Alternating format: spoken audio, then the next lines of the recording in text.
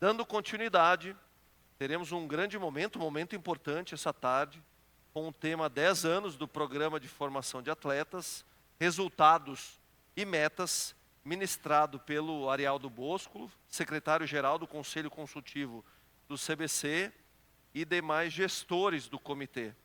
Eles farão um apanhado histórico do programa, seus resultados e perspectivas. Será uma excelente oportunidade para entender ainda mais sobre os impactos e os avanços do programa e o que esse programa trouxe ao longo dessa década, bem como as metas importantes para os próximos anos. Para dar início, então, vamos receber aqui conosco Arialdo Bosco. Por favor, uma salva de palmas. Arialdo, vem para cá, por favor.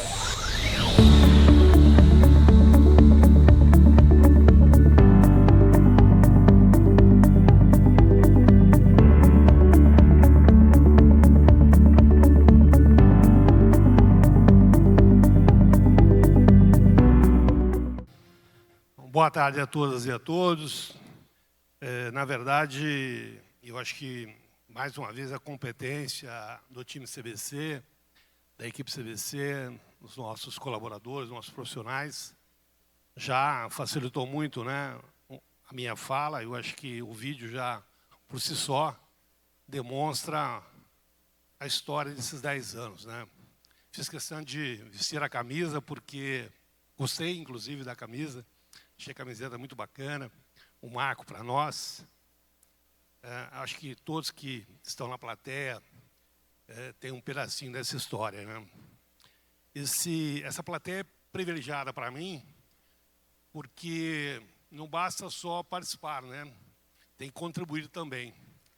E todos os integrantes dessa plateia, em relação aos clubes, são clubes contribuintes, clubes que contribuem também com a contribuição associativa do CBC, que permite justamente um pouco do que eu tentarei passar para vocês, que é a segurança de executar cada um dos centavos dos recursos lotéricos na atividade fim. E que, na dúvida, com existir qualquer tipo de despesa que possa um dia ser questionada, ela deve ser paga com recursos privados, os recursos das contribuições associativas. Então, a única finalidade que tem a contribuição associativa, nada mais nada menos, é também contribuir com a segurança jurídica, com a segurança dos recursos. A primeira reflexão que eu faço, que talvez fosse a última da minha fala, é dizer o seguinte: quando na nossa luta de fazer com que o reconhecimento do segmento clubístico no Brasil, que hoje é lei, havia necessidade realmente de nós termos a tranquilidade de dizer assim. Eu tinha uma reunião assim, muito legal agora, na parte da manhã, após o período com o colegiado de direção, e eu falava para o Lars, falava para a Maureen, falava, enfim, para todos os integrantes do colegiado, né, de que eu acho que eles estavam seguros de vestir nossa camisa, eles estavam seguros de serem embaixadores do CBC, porque durante todo o tempo, a gente realmente tem essa preocupação maior com essa conquista.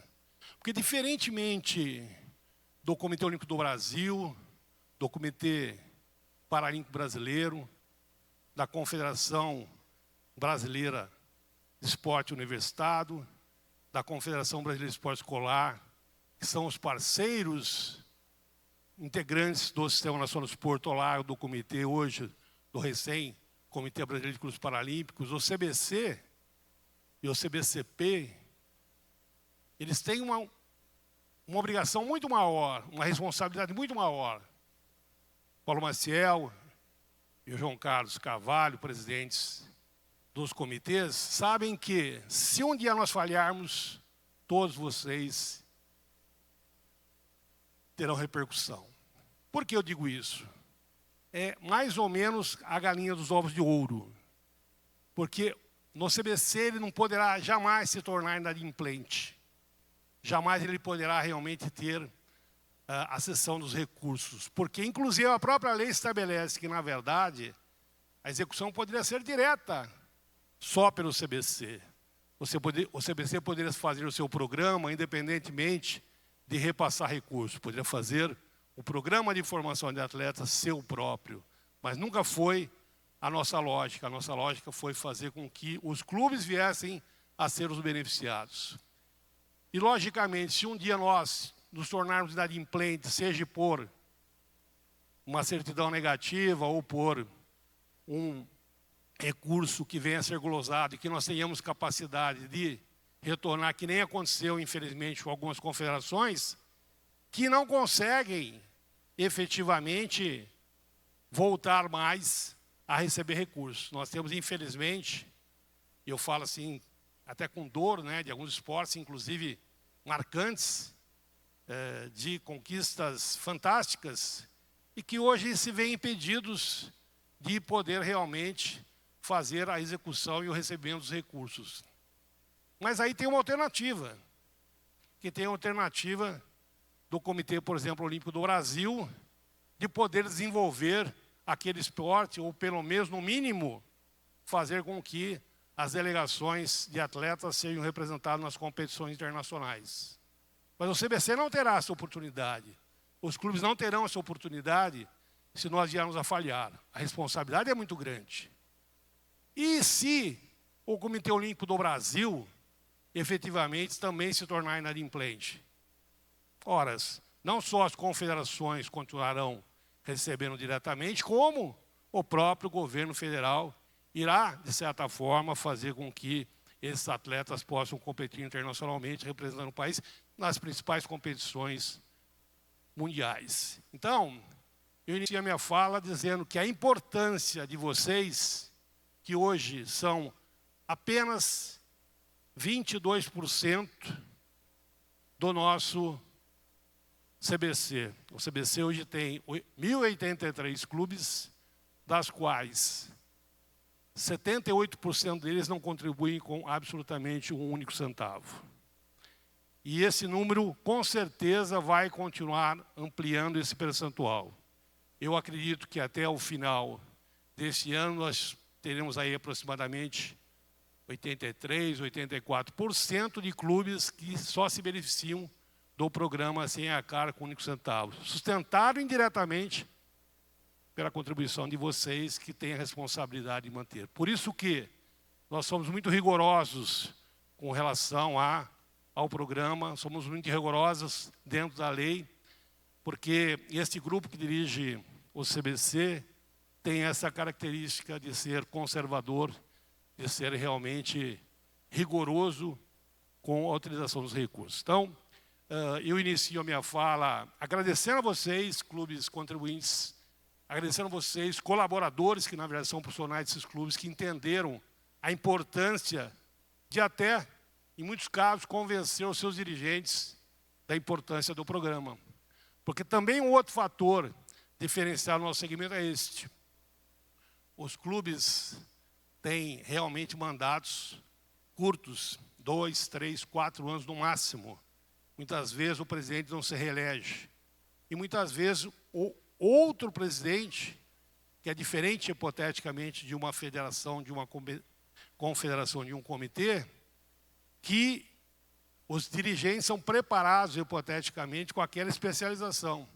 Logicamente, o Radamés, que é o nosso presidente da Confederação Brasileira de Voleibol, com certeza a confederação mais estruturada, mais organizada do país, quando ele for fazer seu sucessor, ele estará preparando alguém que tem conhecimento efetivamente da missão, da origem específica do voleibol brasileiro. Agora, os clubes, eles são dimensionados em várias vertentes. Tem área cultural, tem área social, tem área recreativa, tem área de lazer e tem área esportiva. A área esportiva também é caminhada por todos esses entes, a recreação, o alto rendimento. E muitas vezes assume um dirigente de um clube que não tem a menor noção do nosso programa, não sabe sequer o que é o CBC. E são vocês os agentes responsáveis de justamente levar essas informações. Quando nós estabelecemos no programa que cada clube deveria ser representado por 2 técnicos, que são vocês, foi justamente para que a gente tivesse a segurança de ser o elo entre as normativas, a direção, os embaixadores e os dirigentes dos clubes. Então, cabe a vocês também essa responsabilidade grande de realmente repassar aquilo que a gente tenta passar num seminário dessa envergadura.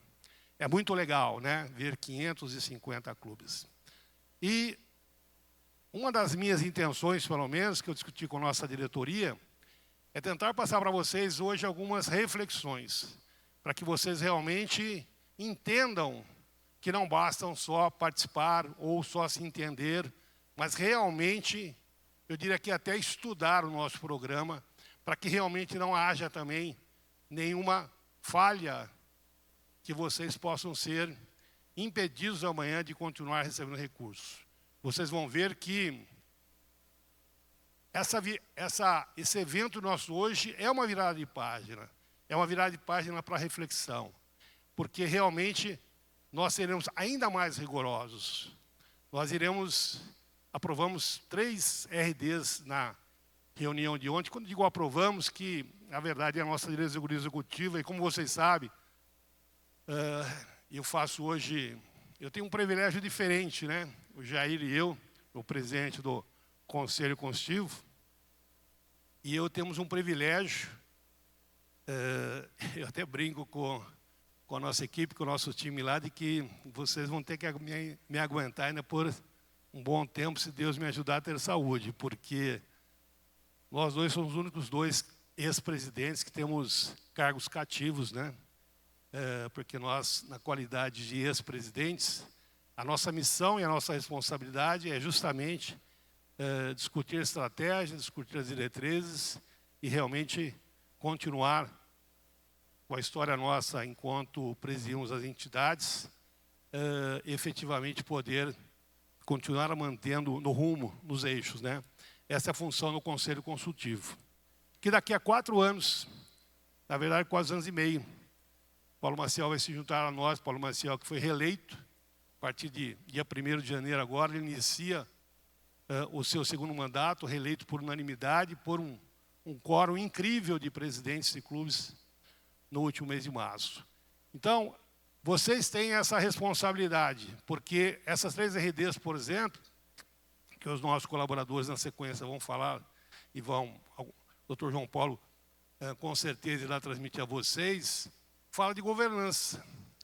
E os clubes que realmente não tiverem qualquer tipo de risco, nós agiremos realmente e, se preciso for, um clube pleno poderá virar clube vinculado, um clube filiado primário ele poderá vinculado e até, se for acaso, né, se transformar até em aspirante, digamos assim, porque nós iremos continuar mantendo vigilante na governança. E eu digo isso porque também não está na minha apresentação, eu só estou fazendo uma abertura, viu, Edson? Efetivamente, nós estamos prestes a receber a nova instrução normativa do Tribunal de Contas da União, TCU, e a gente sabe que haverá mais fiscalização. E desta feita, gente, só para vocês entenderem, os recursos da então chamada Lei Agnello Piva, em 2001, quando efetivamente foi transferido os primeiros recursos para o COB e para o CPB, somente em 2004 saiu a instrução normativa que estabelecia a forma de prestação de contas dos 2 comitês. E ela vai ser agora alterada. E ela vai atingir as outras 4 entidades, CBC, CBCP, CBDE e CBDU, e, logicamente, os clubes que recebem recursos. Então, as exigências que a gente hoje se antecipa, por analogia da IN 84, vai estar estabelecida para vocês terem que fazer em vossos clubes. Então, com certeza, algumas coisas que passam, às vezes até despercebidas, será obrigação. Bem, é para dizer isso, tá? Na verdade, meus cumprimentos, meus agradecimentos aos profissionais que estão aqui participando desse evento. Quero também, não poderia deixar de ser diferente, agradecer demais. Eu brinco com o nosso time que eu dou muita canelada, eu sou muito chato, eu cobro muito deles. mas eles são os melhores, né? Realmente, eu tenho orgulho de dizer que os nossos profissionais são os melhores. A gente conseguiu montar um time de excelência.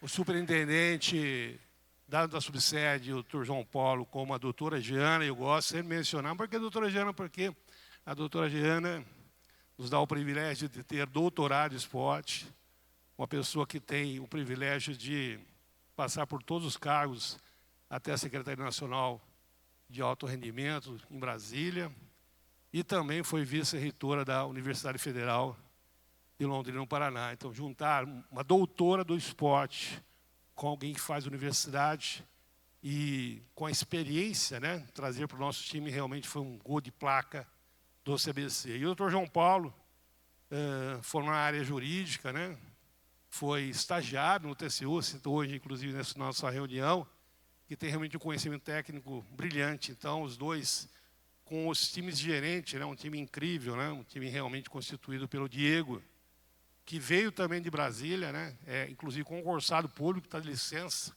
Nós fomos resgatar o Diego há um ano atrás, pela sua competência. Ele era chefe de gabinete do ministro do Esporte, e nós o trouxemos para o nosso time. Então, agregamos um valor com a presença do Diego, com a Milena Bastos, que também ocupou todos os cargos na Secretaria de Esporte de Alto Rendimento, Secretaria de Esporte Educacional do Ministério do Esporte, lá em Brasília. Também uma pessoa de um nível fantástico, maravilhoso, né?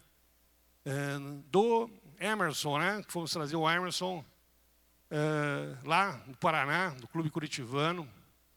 Tem aí quase 2 dezenas de anos militando no esporte clubístico, tanto na formação de atleta como na organização de eventos, que viemos trazer para o nosso time. O nosso também grande, maravilhoso gerente, o Matheus, que trouxemos da Confederação Brasileira de Judô, naquele momento considerada a confederação mais estruturada, não só em relação ao esporte, mas em relação à estruturação de campeonatos e de tecnologia. E nós trouxemos o Hermes. Você sabe qual é o resultado? Desculpa, o Matheus.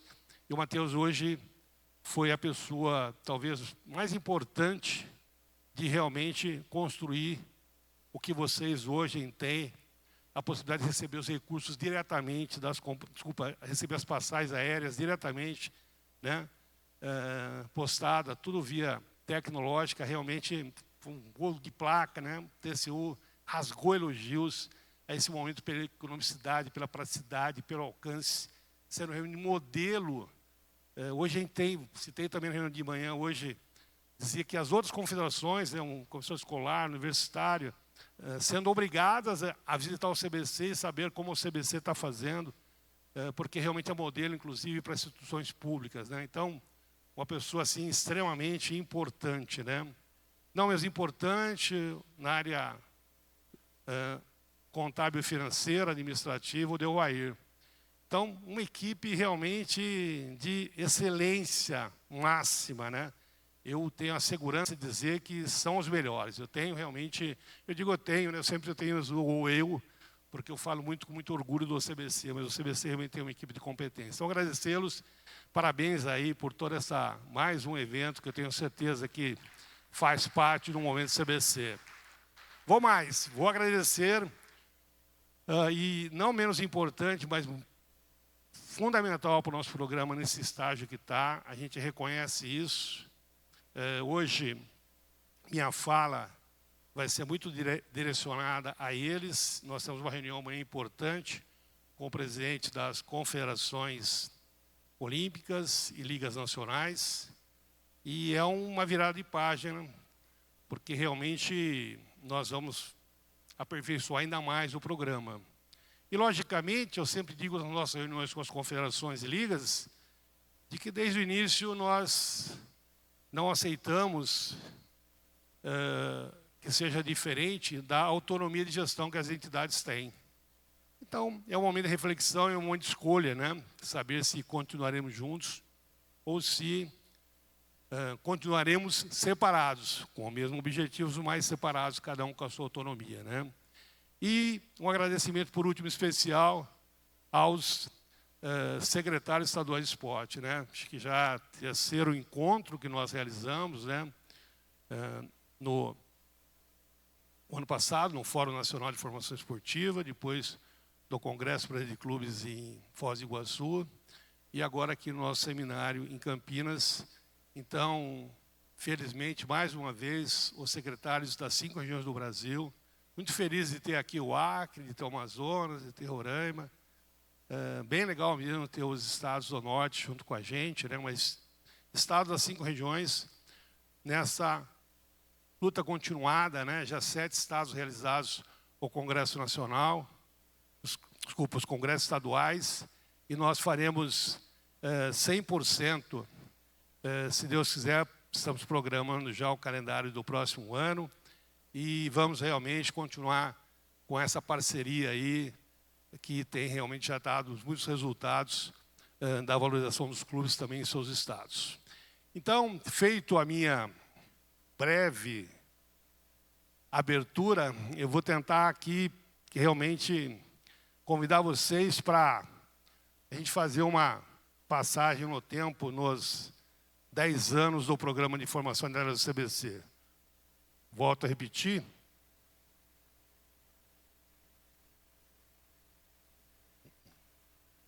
Volto a repetir o vídeo passado aqui anteriormente, já por si só, ele já fez uma reflexão no tempo, mas eu preciso pontuar algumas coisas, né?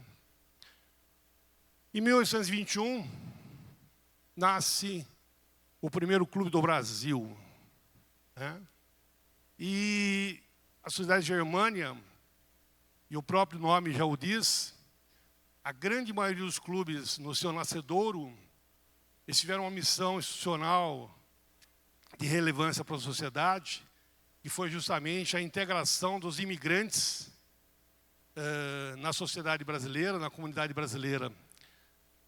Então, nós temos, porque temos hoje um número muito mais expressivo de clubes da região sul e sudeste, justamente porque a maioria dos imigrantes vieram para essas regiões e pelo fato de tentar ter uma convivência na sua comunidade para tentar se envolver nada mais, nada menos do que o esporte, né? Também trazer um pouco da cultura de seus países, das suas tradições. Então, essa convivência, essa relação fez com que os clubes fossem formados ao longo do tempo. Mas vejam, nós chegamos este ano com a Associação Atlética Portuguesa, Portuguesa dos Esportes, né? O último clube a se tornar centenário. É um número muito, muito expressivo. E eu chamo a atenção de vocês porque a gente sabe a relevância do Comitê Olímpico do Brasil. A gente sabe realmente a importância do Comitê Olímpico do Brasil. Mas quando surgiu o Comitê Olímpico do Brasil? 1914. Quando surgiu o Comitê Olímpico Internacional, 1824. Dá para ter relação? No mundo, quando eu assumi a Confederação Brasileira de Clubes, a minha missão foi justamente, eu entendi que a minha missão principal de gestão era a valorização do segmento que tem a importância que tem no Brasil. E eu não preciso voltar a falar aqueles velhos chavões que nos Estados Unidos o esporte vem lá da formação das escolas, das universidades, nos países totalitários, nos países comunistas, o governo, né, entrando muito pesado, mas no Brasil é clube. Isso é história, não é a fala nossa de dirigentes de clubes, né? Então, realmente, esse link aqui é muito importante, a valorização do segmento, da valorização dos nossos clubes, pela história, muito antes, né? E por que a história do clube também, além da convivência social, recreativa e esportiva?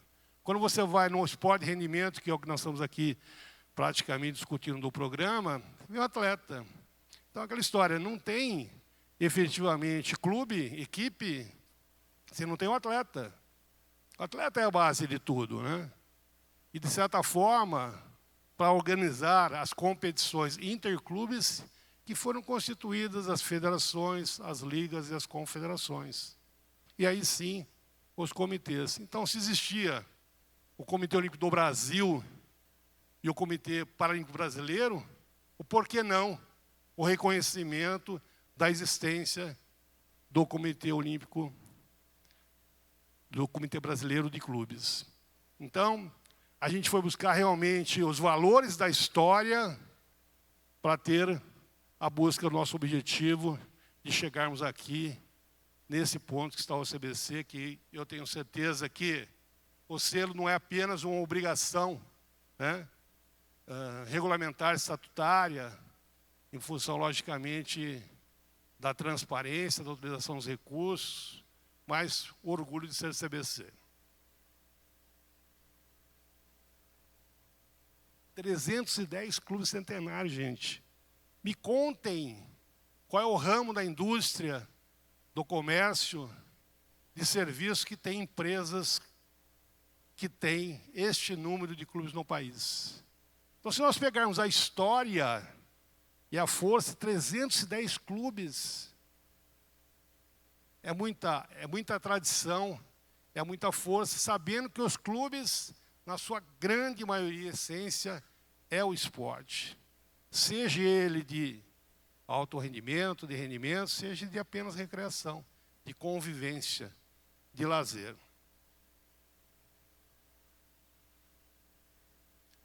Importante, né? Como nasce o CBC? O programa tem 10 anos, mas o CBC foi constituído em 1990, no primeiro Congresso Brasileiro de Clubes. E, consecutivamente, desde 1990, à exceção do ano de 2021, em função da pandemia, todos os anos nós realizamos o Congresso Brasileiro de Clubes, constituído pelos dirigentes dos clubes contribuintes do CBC e, consequentemente, da FENAClubes. 2008, a gente inaugura a nossa sede própria aqui em Campinas, ainda na minha gestão, e, de novo, um outro orgulho de ser CBC. Até hoje, e não estou falando por demérito, mas veja, até hoje o Comitê Olímpico do Brasil não tem sede própria, né? E o Comitê Brasileiro de Clubes Paralímpicos tem sede própria, em Brasília, inclusive alugada para a Confederação Brasileira de Esporte Escolar, mas adquirida com recursos da lei, que hoje é proibido. Então, das 6 entidades do Sistema Nacional do Desporto, a única que tem sede própria é o CBC, construída com os recursos próprios, sem um único centavo, quando ela foi inaugurada, de recursos oriundos de qualquer lei. Importante. Em 2008, a gente avança com a subsede. A subsede, sim, é alugada em Brasília, porque nós entendíamos e continuamos entendendo que é fundamental o trabalho da CBC, que juntamente com a FENAClubes, nesse caso até inversivo, da FENAClubes, em conjunto com o CBC, na busca realmente de leis que permitem realmente com que os clubes e, consequentemente, os atletas sejam beneficiados. Então, são marcos realmente importantes da nossa história, né? Bom, gente, a gente percorre, que nem vimos no vídeo, né?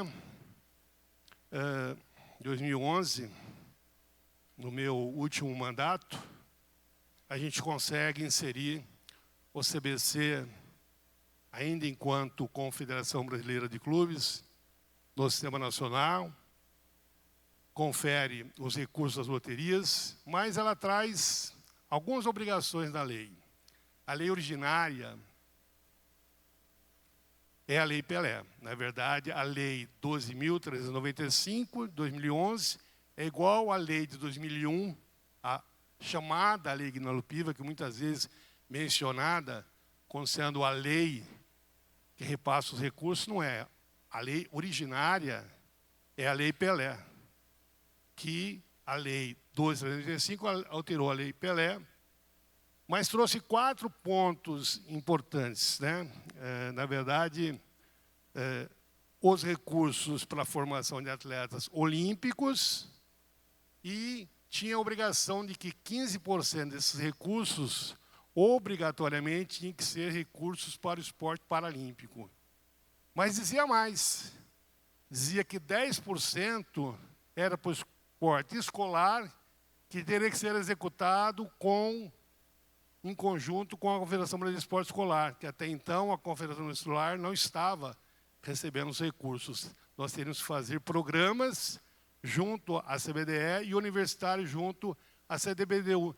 Como, da mesma forma que acontecia essa proporção na então Lei Guinaldo-Piva de 2001, em que 85% era para o esporte olímpico, 15% para o esporte paralímpico, mas tanto o COB como o CPB tinham obrigação de fazer em conjunto 10% para o esporte escolar e 5% para o esporte universitário.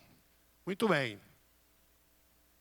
Esta foi a nossa, sem dúvida, né, a conquista histórica, né? Essa lei realmente faz um marco exponencial. O Lars conta muito bem essa história, né? Eu prefiro até o Lars contando essa história do que eu, porque ele sabe que para chegar nisso, né, quanto nós lutamos, quanto nós batalhamos, quantas vezes o Lars lá com o secretário nacional de esportes recebeu o Isidro Arialdo lá pedindo apoio, quantos parlamentares foram ouvidos, quantos ministros foram discutidos, mas nós chegamos lá, né, por determinação, por persistência, algumas coisas que os palestrantes falaram um pouquinho, os nossos grandes heróis, nossos embaixadores falam sempre, né, persistência, persistência. Hoje mesmo de manhã vimos isso, né? E o resultado está aí, ó. É uma lei que realmente todos estamos aqui em função dessa lei aí. Muito bem, chegamos na seguinte situação. Quando eu disse que o CPB comprou a sede com recursos próprios, desculpa, os recursos da lei, mas teve problemas. João de Carvalho sabe, na verdade, João de Carvalho, presidente do Comitê Brasileiro de Curso Paralímpico, né, muito me orgulho de ser meu amigo hoje, né, muitas lutas, muitas discussões, muitas brigas, né, não pode ser diferente, né, mas ele o era ainda, já o era, né, ele foi o presidente do Comitê Paralímpico Brasileiro, né, ele foi o primeiro presidente do Comitê Paralímpico Brasileiro, hoje Comitê Brasileiro de Clubes Paralímpicos, né. E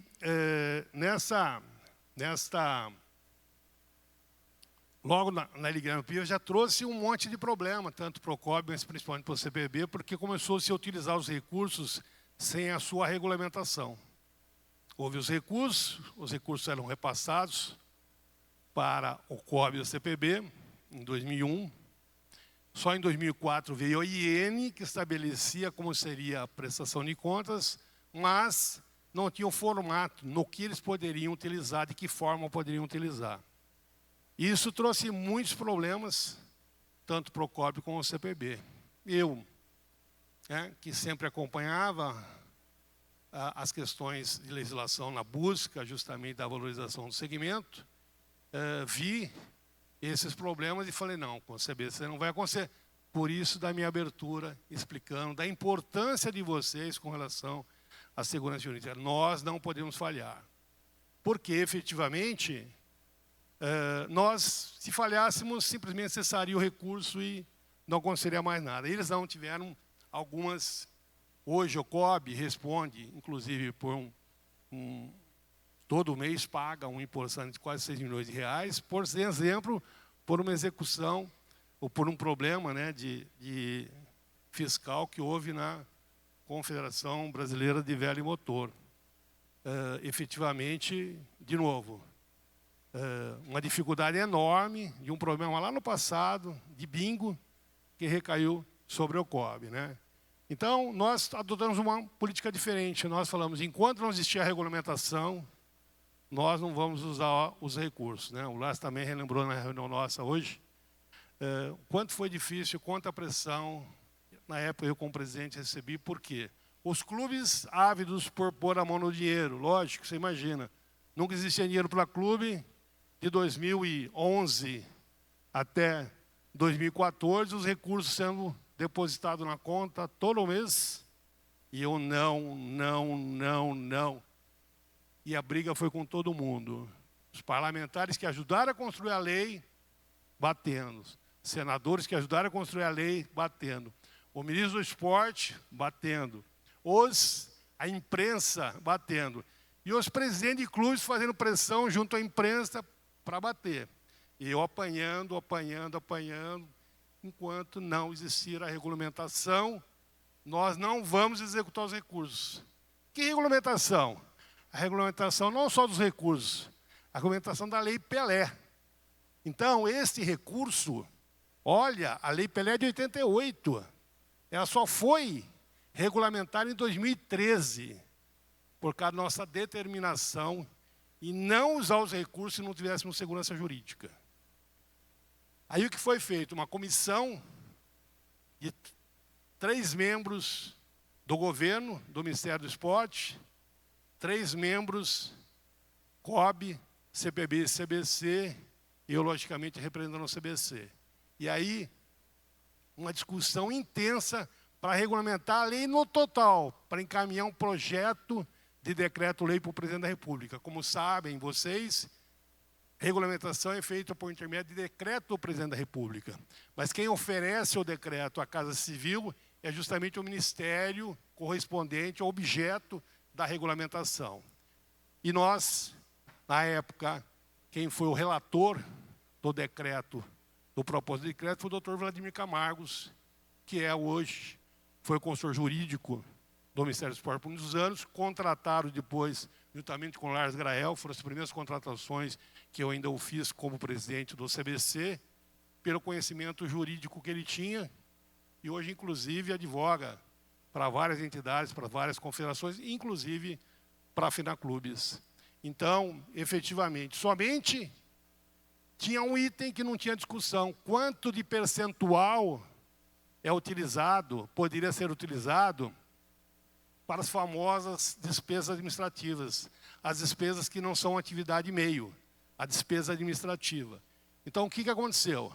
Se estabeleceu no decreto-lei que o percentual e quais as despesas seriam estabelecidas por portaria do ministro do Esporte. Agora eu pergunto, publicou a lei, isto publicou o decreto, 8 de abril de 2013. Veja, abril de 2013, a briga continua. Agora tem decreto. Vai utilizar recurso? Não. Não vou utilizar o recurso. Eu não sei no que eu posso gastar. E aí briga, pressão, briga interna. O Lars conviveu com isso, briga de gente grande, né? Pinheiros, Minas, o Ligas Maiores do Futebol, Flamengo, Vasco, Fluminense, enfim, Grêmio na União, Sojipa, pressão e pauleira de todo lado. Eu não e não. Olha, gente, na época, não sei se vocês se lembram, foi quando caiu o ministro Orlando Silva, caiu 5 ou 6 ministros seguidos do ministro da Ministério da presidente Dilma Rousseff, e quando a doutora Jana trabalhava lá, estava lá junto lá com os meninos. Sempre gosto de provocar a Jana, porque ela realmente estava lá nessa época como secretária de Esporte Educacional. E o que aconteceu efetivamente? O próprio ministro Aldo Rebelo, que assumiu no lugar do ministro Orlando Silva, e eu brinco sempre que o ministro Aldo Rebelo é uma pessoa que eu aprendi muito. Eu convivi com todos, né? Eu tenho uma história lá em Brasília muito legal, porque eu nunca fui político e convivi com todos, convivo até hoje com todos, né? Para mim não tem esquerda, não tem direita, sem centro. Eu sou realmente, convivo com todos, graças a Deus, com todos eles a gente conseguimos ter relacionamentos sólidos, né? Mas o ministro Aldo Rebelo, ele foi para o Ministério do Esporte, Lars, com a finalidade de pôr ordem na casa. Deu uma limpada literalmente na casa. Realmente caiu todo mundo, né? Mas ele tem quem o conhece bem, uma pessoa muito sábia. E ele tem um aspecto muito legal, porque você faz uma audiência com ele, de 30 minutos, você fala, você tem aquela percepção de que ele está entendendo tudo, acaba a audiência e fala, pô, toma que ele decidiu. Ele simplesmente tem esse poder de ouvir e não transmitir. É uma geladeira, né? No sentido de passar. Nem o ministro Aldo Rebelo queria assinar essa bendita portaria. Ele precisou fazer uma viagem para o exterior, Lars, e o João Luiz, que era o secretário executivo dele, que assinou a portaria como ministro temporário, né? Interino, ministro interino. Panzetti, né, que hoje é o nosso presidente da Conselhia do CBC também. Panzetti, obrigado pela sua presença, viu? Você também é uma pessoa incrível aí, uma das pessoas que mais participa de entidades esportivas, conhece tudo sobre o esporte, colega nosso no Conselho Nacional de Esporte, e sabe realmente dessa luta que foi que nem o ministro quis assinar, mas saiu a portaria, né? Então, um momento importante, por quê? Lá, confere segurança jurídica, possibilita então a execução. Então, 10 anos, por quê? Está aqui, ó. Em janeiro de 2014, efetivamente, sai o decreto. Aí acabou, né? Aí saímos contratando essa equipe que hoje é referência. Temos até hoje o Lars aí com o nosso pertencente ao colégio de direção. Não fiz o agradecimento, mas faço mais uma vez o agradecimento fantástico. O Betinho coordena o colegiado, o Lars está aqui, enfim, todos que foram já mencionados na manhã de hoje, o Manuel, né, fazendo um trabalho incrível, brilhante, nos ajudando muito, né? O Manuel, ele além de ser o nosso atleta trimedalha, né? Bronze, ouro e prata, né? Não sabia da estátua hoje não, viu, Manuel? Mais um motivo nosso de orgulho, hein? Bacana, eu que tenho cidadania italiana, fiquei muito orgulhoso de ter um amigo que realmente tem uma estátua lá na Itália, né? Mas, além de tudo, o Emanuel, né, de toda essa história que, poxa, ele deu azar, né? Foi cair junto uma relação com a Arialda e é casado com a Leila, senadora, a nossa grande Leila, né? Leila, que tantas glórias fez no nosso vôlei. Aí, então, por tabela, eu brigo com os dois, entendeu? Toda hora eu estou lá, uma hora com reunião com o Emanuel, uma hora com reunião com a Leila, pedindo realmente o apoio para os clubes, né? Então, a gente realmente consegue ter, em 2014, finalmente, a execução, o início da execução dos recursos, né? Mas, para chegar lá, basta os enfrentamentos que nós tivemos que fazer com os dirigentes, com os presidentes de clubes, inclusive, né? Com parlamentares, com a imprensa. Se vocês buscarem na internet, busca lá, Confederação Brasileira de Clubes, vocês vão encontrar algumas matérias lá das pauleiras que eu levava. Mas eu também tenho um outro orgulho, viu, Lars? Tenho um orgulho enorme, tá? Nunca eu tive uma linha, uma palavra que tivesse qualquer discussão de conduta de dolo, né? Então a gente tem realmente graças a Deus, uma reputação ilibada. Pode não gostar de mim, né? Mas até hoje nós não demos motivo sequer qualquer tipo de matéria, seja em qualquer mídia, que fizesse coisa diferente que não fosse a nossa ideologia pelo esporte, né? Mas a primeira discussão jurídica foi justamente com a CBDU. Por que com a CBDU? Porque a CBDU entendeu que porque tinha 5% dos recursos na lei, esse recurso era dela e que nós tínhamos que repassar a ela, para ela fazer o recurso. Não era o que dizia a lei. Não, mas o Luciano, que até hoje é o presidente da CBDU, não, nós vamos brigar, fica à vontade. A justiça é feita para isso, vamos fazer então uma discussão. Porque a discussão jurídica, ela traz a resposta.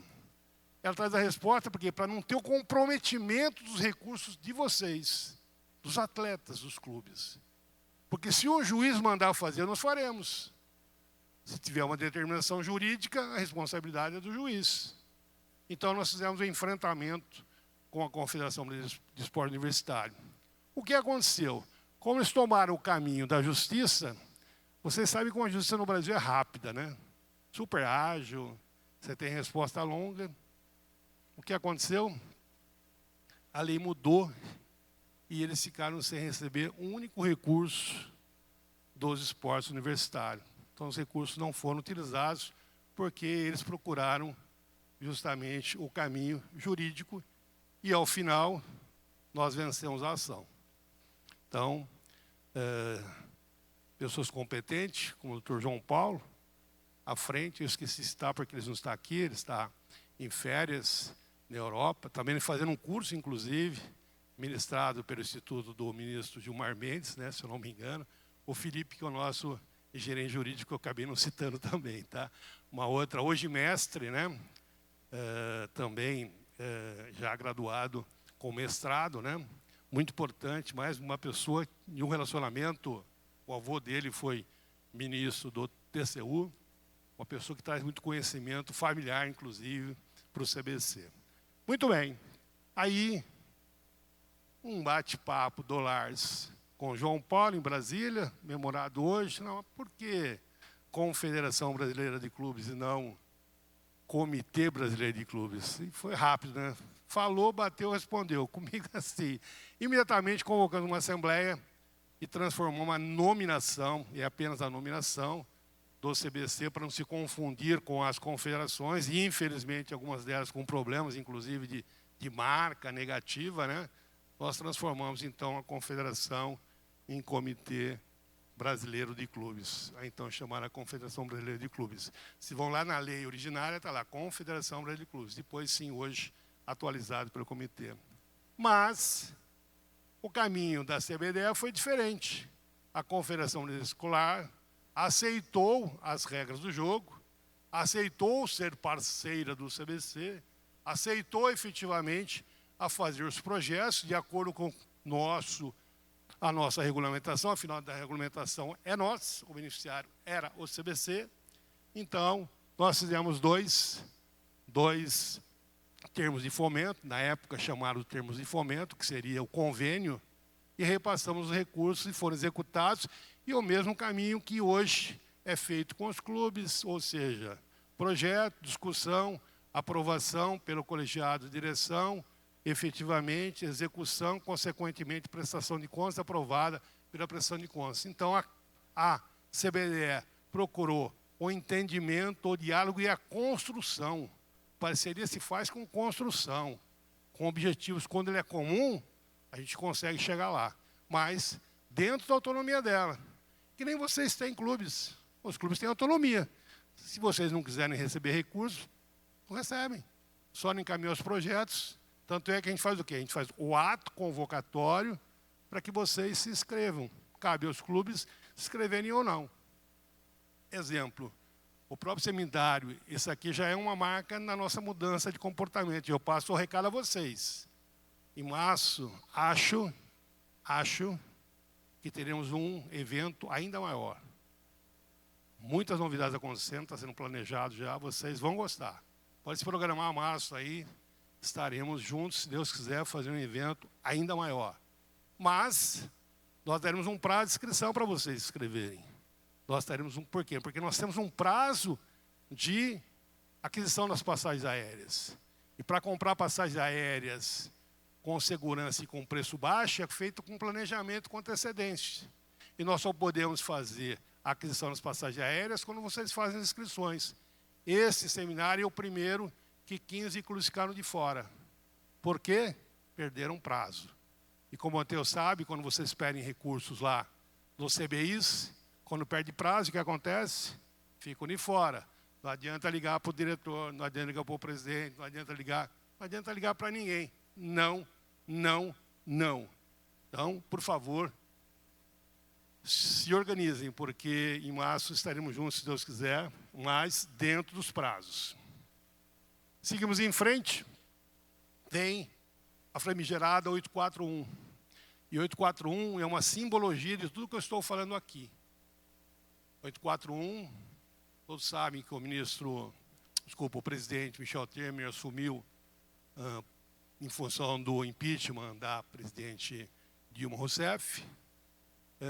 O presidente Michel Temer é um jurista de alta qualidade, foi presidente da Câmara dos Deputados e foi também secretário de Segurança Pública, né, originário da Segurança Pública. E ele estava num momento positivo do mandato dele, já tinha, logicamente, a pretensão de ser reeleito. E, como sempre, né, Brasil, a dificuldade de recursos. Ele querendo buscar um recurso na área de segurança pública. E aí faz, né, aquela busca, alguém mal informado, a assessoria dele, falou, não, mas tem um recurso de loterias aí que está lá à disposição. Basta fazer uma medida provisória e passar esses recursos para a gente fazer colocar mais dinheiro na segurança pública, porque tinha uma pesquisa que um dos problemas naquele momento do povo brasileiro é a insegurança. Então, precisamos colocar recursos na segurança pública. Mas tem uns recursos de loterias aí que, pô, faz uma MP e já pega o recurso na hora, está lá. De quem eram os recursos? CBC, clubes. Não foram 6 meses. 6 meses foi para transformar. Que no vídeo está citado que foi 6 meses que nós temos recursos. Não, foi 40 dias. Foi 40 dias realmente de pauleira, né? 40 dias, o Lars também gosta de falar um pouquinho disso. E que nós fizemos realmente uma campanha maravilhosa. Atletas, dirigentes, vocês, federações, confederações. A gente movimentou. E eu falo que a gente porque o CBC que realmente encampou. E por que foi o CBC que encampou? Porque o COB e o CPB não foi atingido. O COB e o CBB não foi atingido. Quem foi atingido foi apenas o CBC e, consequentemente, por indiretamente, o esporte paralímpico em 15%, escolar universitário, porque fazia parte. E, rapidamente, a gente conseguiu realmente uma mobilização em Brasília muito grande. E a gente acho que tem um depoimento, acho que é isso, né? Vamos ver aqui. Vamos ouvir? Senhor deputado Alexandre Vale, presidente dessa comissão, deputado campeão mundial de judô, autor do requerimento, deputado João Derli.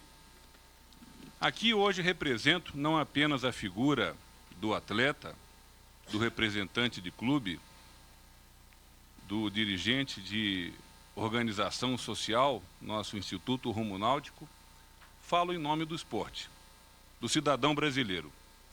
Se fosse definir com uma palavra o nosso sentimento, nesse momento, seria indignação. Estamos indignados por essa medida provisória. Como a música da Legião Urbana, que país é este? Seria um hino para todos nós agora. Para o ministro Jungmann, com todo respeito, nós devemos a ele um agradecimento. Graças a ele, conseguimos unir o esporte brasileiro. Milito há muitos anos na representação do esporte. Nunca vi o esporte unido como está hoje, em defesa de uma causa comum, que é o esporte nacional. Então, quando se lança um sistema único de segurança pública, propondo integrar as políticas de segurança pública, quem será contra? Ninguém aqui é contra. Seria antipatriótico ser contra essa medida. Agora, integrar segurança pública é atuar necessariamente, aparelhando, criando meios e capacitação para atuar na repressão à violência, na inteligência e, sobretudo, na prevenção. E quando falamos de prevenção à violência, onde ela está? Na capacidade do Estado de prover ao cidadão a educação digna, de qualidade para todos. Educação, esporte e cultura. Mas dessas 3 ações, o esporte seguramente é o que tem a maior capacidade de convencimento ao jovem, de sedução. O esporte é uma ferramenta fundamental, todos aqui já falaram. Então, ceifar as políticas do esporte, o recurso para o esporte brasileiro, para um programa de segurança pública, seguramente um equívoco histórico, talvez um crime de lesa pátria. Sobretudo porque está ceifando o recurso do esporte de base. A formação de atletas nos clubes olímpicos e paralímpicos, o trabalho do desporto escolar, o desporto universitário, o repasse de recursos para os estados, as secretarias estaduais de esporte, que elas promovem as competições escolares no âmbito estadual. Como vai ser isso? Vai acabar de um dia para o outro? Aonde que está a coerência? A coerência nos investimentos de um país que, num certo momento, determinou que queria ser uma nação olímpica. Nós aqui, então, criamos, o Brasil sediou Jogos Sul-Americanos, Jogos Pan-Americanos, Jogos Mundiais Militares, Copa do Mundo da FIFA, Jogos Olímpicos e Jogos Paralímpicos, e falava-se tanto no legado, era a palavra da moda. Qual que é o legado que se deixa? A morte do esporte brasileiro, sequestrado por uma pretensa medida provisória da segurança pública? Não se enganem aqueles que acham que só essas entidades serão prejudicadas. Se nós analisarmos a medida provisória, lança-se uma nova modalidade de loteria, que é a Lotex, que tende a arrecadar a maior quantidade de apostas. E nessa Lotex foi subtraído todo e qualquer repasse para o esporte brasileiro. Então isso vai prejudicar toda e qualquer entidade. O Comitê Olímpico, o Comitê Paralímpico, nós estamos presenciando a possibilidade da falência múltipla do esporte brasileiro. Vamos aceitar isso? Na verdade, essa medida provisória, como bem disse o deputado federal e ex-ministro Pisciani, não é a medida provisória da segurança pública, é o da Caixa Econômica Federal, a maior ganhadora em arrecadação na mudança na regra do jogo. Aí eu pergunto, 500 milhões por ano serão subtraídos do esporte para se investir na segurança pública. Resolverá o problema da segurança pública no Brasil? Gente, isso não é sequer uma fração da necessidade do Rio de Janeiro, calculado pelas próprias Forças Armadas para fazer frente ao problema que aflige o estado do Rio. Não resolve nem o problema do Rio de Janeiro, mas mata, destrói o esporte brasileiro. No esporte, nós, aqui falo em nome de tantos atletas presentes, Ana Moser, Rogério Romero, Rogério Sampaio, Thiago Camilo, Leila, Ricardo Vidal, nós somos preparados, formados para ganhar, mas sabemos reconhecer a derrota. Saber perder é fundamental, ter humildade para reconhecer o erro e, através do erro, você atingir o acerto e buscar a vitória. Pois bem, o governo, nessa medida provisória, talvez tenha tido boas intenções, mas errou na forma de fazer. Está em tempo de ter humildade para corrigir. Aqui não fazemos política partidária, defendemos a sociedade e o esporte brasileiro. Então, presidente Temer, ministro Jungmann, tenham a humildade e não entrem para a história como os coveiros do esporte brasileiro. Dá tempo de corrigir.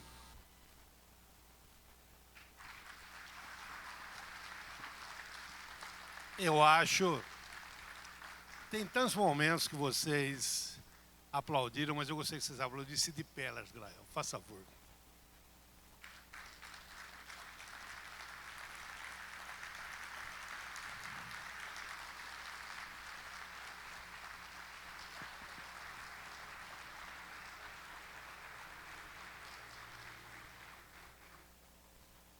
Lars, orgulho de ser CBC. E nessa trajetória, orgulho de ser seu amigo. Estamos juntos. Muito bem. Continuamos caminhando, né? Esta luta durou 40 dias e, rapidamente, aí a gente tem que reconhecer, o presidente Michel Temer reconheceu o erro, nos fez um compromisso que em 40 dias resolveria essa questão, e realmente em 40 dias, né, Lars, foi assim, sintomático quando nós estivemos lá no Congresso Nacional, fazer uma grande discussão, ou então o ministro da Casa Civil nos recebeu e falou, não, nós vamos, nos dê um tempo e nós vamos realmente resolver. E nós queríamos entender como que eles iam resolver esse problema, logicamente, eles iam ter que buscar uma solução, mas como sempre eu digo, né, lá na minha equipe de novo, gosto de falar para os meus profissionais, a gente tem que, às vezes, ver um problema se transformar realmente em solução, fazer do limão a limonada, né? E, na verdade, o grande problema se transformou em uma primeira grande solução, que foi a edição da medida 846, porque ali o CBDE e o CBDU já vão ao Sistema Nacional de Esporte, da mesma maneira que foi o Comitê Olímpico do Brasil, o Comitê Paralímpico Brasileiro, o Comitê Brasileiro de Clubes, e a Confederação de Esporte Escolar e a Confederação de Esporte Universitário. Passamos a não ter mais a obrigação de fazer o fomento conjunto com a CBDE e o CBDU, mas foi mantido os 15% do esportes paralímpicos. João de Carvalho, eu nunca lhe disse isso. Rosinha, eu nunca lhe disse isso. Vou dizer aqui.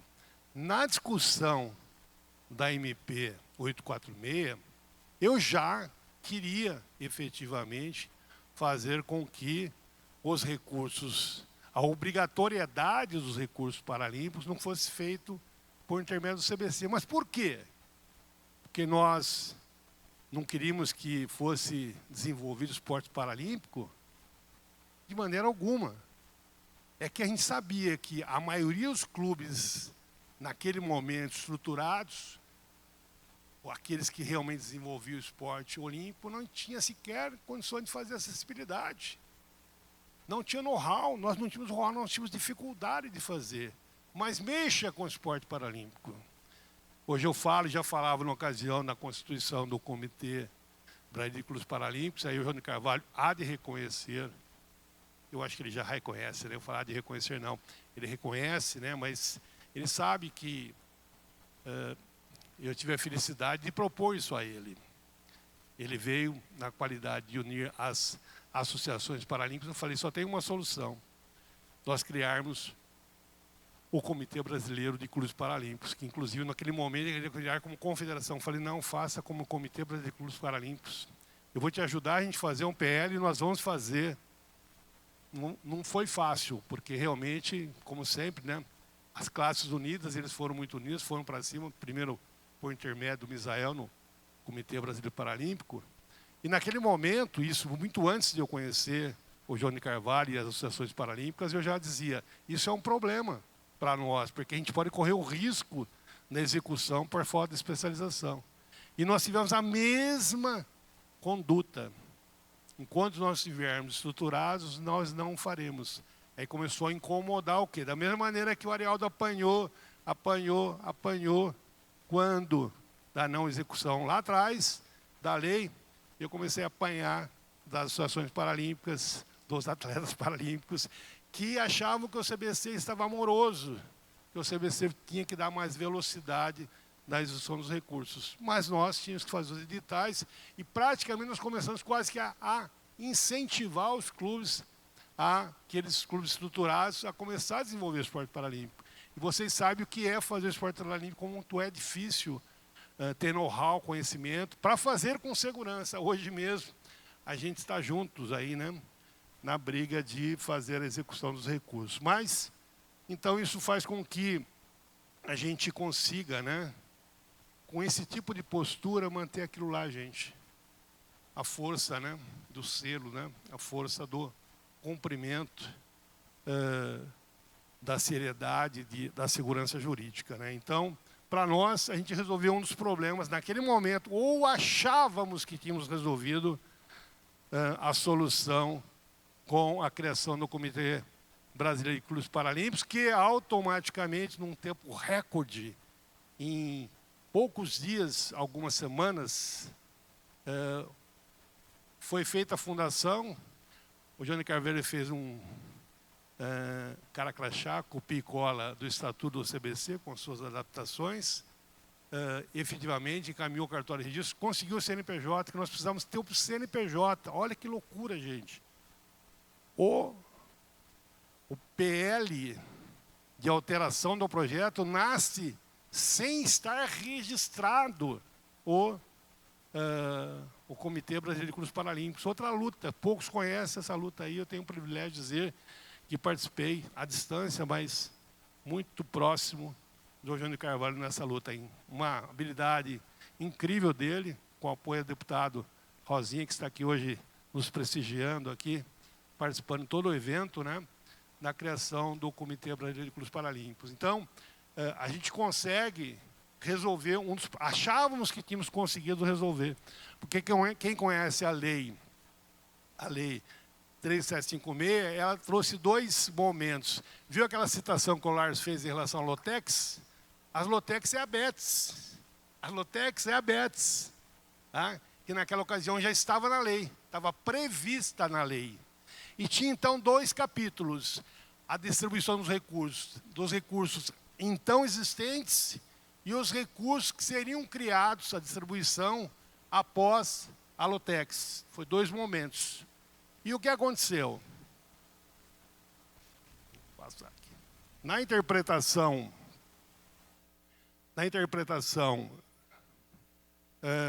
não é esse vídeo não, vou botar aqui para trás. Vou botar um pouquinho. Na interpretação da lei, efetivamente, tinha lá um dispositivo que dizia que o artigo que foi introduzido, os recursos para o BCP, somente seria depois da regulamentação, da efetivação da Lotex. E aí o que aconteceu? Outra discussão, porque efetivamente os recursos, embora estava previsto, mas não naquele momento, e sim num segundo momento. Bom, mas isso vem um pouquinho para frente. O que vem é o segundo enfrentamento, que eu fiz um link aqui com a minha palestra, que eu digo que o recado para as escolhas, né, que a gente vai fazer a reflexão no final. Na verdade, a gente fez uma segunda discussão efetiva, e a segunda discussão jurídica justamente com a Federação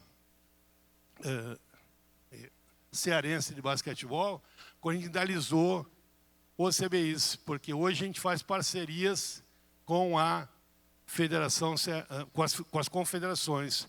E a Federação Cearense de Basquetebol entendeu que o CBC não podia fazer. E aí que foi, nos procurou, querendo impedir que o CBC organizasse os campeonatos com a Confederação Brasileira de Basquetebol. E o que aconteceu? De novo, vocês acham que vocês têm razão? Procura a justiça. É esse o caminho? Vai na justiça. Nos deu uma segunda chancela, porque nós vencemos a ação. Mais uma vez, demorou, mas a decisão foi tomada, onde tem clareza. Por isso que o nosso regulamento, da mesma maneira que a lei permite que a gente execute o dinheiro diretamente ou por intermédio dos clubes, a mesma coisa em relação à realização de competições. O CBC, se o quiser, ele pode fazer os CBIs próprios, ele pode organizar os CBIs junto com os clubes, ou por intermédio de uma federação, ou por intermédio de uma liga. Por isso que nós abraçamos as ligas nacionais, junto com as confederações da organização dos campeonatos brasileiros interclubes. Naquele momento, a Federação Cearense dizia, não, o CBC não pode, vamos discutir na justiça. Está aí o resultado. Mais um enfrentamento jurídico, mais um não. Vamos em frente. Chega então esse momento, João, que bom que você chegou, João. Você estava... você estava ali atrás, veio assistir na frente, né? Perfeito, né? Então, eu dizia, João, que a gente teve realmente esse grande momento, né? Que, efetivamente, a gente consegue ter a Lei 14.073 de 2020, quando a gente realmente reconhece o CBCP e desobriga, então, o CBC de organizar o esporte paralímpico. Mas, efetivamente, a gente passa por mais uma discussão jurídica. Porque eu explicava que a lei tinha 2 capítulos, né? Mas o CBCP falou, peraí, tudo bem, temos a lei agora, mas e o passado, né? E os recursos estão represados, que o CBC não gastou. Esse recurso é nosso. Aí, né? Bons diálogos, né? Pancadaria para todo lado, né? E vai, briga de cá, briga de lá. Mas foi legal porque a nossa discussão virou novamente o quê?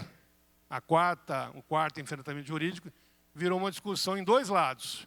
O Johnny Carvalho, o CBCP, entrou com uma ação contra a Caixa Econômica Federal, porque, na verdade, a Caixa Econômica Federal entendeu que não deveria repassar o recurso, naquele momento específico para o CBCP, continuava esses recursos oriundos indo para o CBC, e também a discussão foi feita no Tribunal de Contas da União, Da mesma forma, foi feita o questionamento ao Tribunal de Contas da União, dizendo, não, esse recurso que está repassado lá tem que ser calculado, tem que ser repassado para o CBCP. Então, de novo, tem dúvida? Eu penso uma coisa, Johnny Carvalho pensa outra, vamos discutir na justiça. O caminho é a justiça para ser o juiz dessa discussão. E aí, a gente efetivamente consegue resolver em 2022, com diálogo, né, João? A deputada Rosinha nos ajudou muito, contribuiu muito também. Um outro PL, uma outra lei que viesse resolver não só a questão do passado, como efetivamente colocar aquele recurso daquela data em diante para o CBCP. Então, o CBCP passou a receber realmente os recursos a partir de 2022 e nós fizemos uma composição de valor, um acordo de valor estabelecido e repassamos esse recurso ao CBCP. Então, saímos todos felizes, amigos, abraçados, estamos aqui hoje. E falo mais uma vez, Johnny Carvalho, eu não posso dar algumas informações, quem sabe em março a gente traz mais novidades, mas estamos trabalhando juntos, né? Trabalhando incansavelmente junto ao Congresso Nacional, porque é o que eu disse, o COB e o CPB, o CBDE e o CBDU, eles sempre vão continuar representando o esporte olímpico, paralímpico, escolar universitário nas competições internacionais. O CBCB e o CBC não têm essa missão, a missão nossa é Brasil. Se o Brasil fala não, cessou o recurso, paralisou os recursos, tá? Aí também temos, acho que temos um videozinho, vamos ver. Olha aí, vamos ver. E aí, aqui a Lei 14.294, de 4 de janeiro de 2022, que destinou recurso de loterias ao Comitê Brasileiro de Clubes Paralímpicos. PL que nasceu no Senado Federal, 1953, de 2021, que tem um requerimento com pedido de urgência do deputado Júlio César, está ali, os apoiamentos, relatado pelo deputado Haroldo Martins, e aprovado aqui, faltando praticamente 2, 3 dias para terminar o ano legislativo. Depois de uma ampla negociação com o CBC, a quem eu agradeço, Luiz Felipe, gostaria que você levasse meu agradecimento aqui, a Paulo, a Arialdo, enfim, a todos. E a gente aprova a lei aqui. Na mesma noite ela vai para o Senado. No dia seguinte de manhã é votada no Senado Federal. O último projeto de lei relatado pelo senador Anastasia.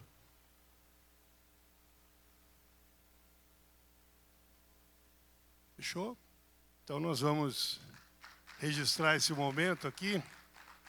E vou também pedir uma calorosa salva de palmas ao João de Carvalho. Ele realmente hoje é o condutor. Por favor, uma salva de palmas calorosa para o João de Carvalho, para a deputada Rosinha, porque efetivamente a gente fez do limão a limonada, conseguimos juntos, efetivamente.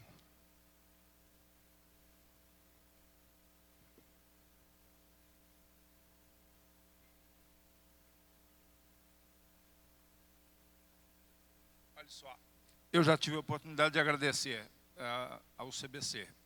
Nós somos uma costela de vocês. E eu queria aqui, em nome dos clubes paralímpicos do Brasil, dizer do meu agradecimento. Hoje nós somos 121. Éramos 10 até junho do ano passado. Vamos chegar daqui a pouco a ter uma plateia como essa aqui. E vocês fazem parte dessa história. As brigas, as discussões que nós tivemos, elas são coisas do passado. Eu tenho por vocês uma admiração, um respeito imenso por tudo aquilo que vocês fazem.